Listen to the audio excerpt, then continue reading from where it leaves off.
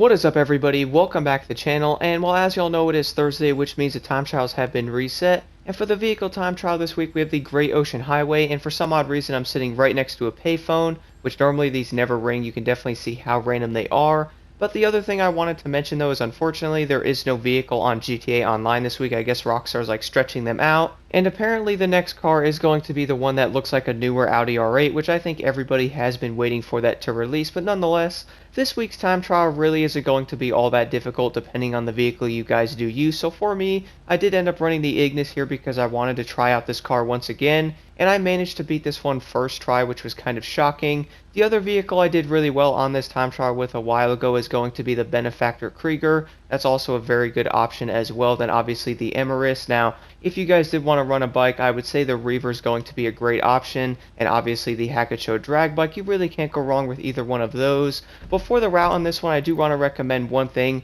Every time you guys restart this one, similar to the one at the airport, you will end up respawning right in the front of the parking garage over in this area, which means you're going to have to drive up this parking garage every single time, which I have a feeling if you do have to keep restarting this one is probably going to get kind of annoying. But nonetheless, luckily the one good thing about this time trial is the fact that the route is going to be very simple. Once you jump off the top of the parking garage, all you then have to do is follow the waypoint all the way until you guys get to the end of the checkpoint.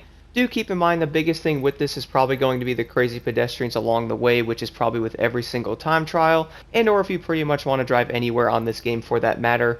But besides that, you pretty much go as fast as you possibly can, being careful in some of the areas where the pedestrians can randomly turn in, like over here, and you'll pretty much be good to go. And I do recommend, guys, if you do crash or something on this one, you're most likely not going to make it, because even at full throttle with the Ignus, I only had about 3 seconds to spare before I got to the checkpoint located all the way over here. So do keep that in mind if you guys happen to like spin out or crash into a car. If you do lose like 4 to 5 seconds, you might not end up getting to the end of the checkpoint. And then you will end up finding yourself going up that parking garage once again. But besides that, guys, if you have any questions at all, let me know in the comments below. Here's the time trial.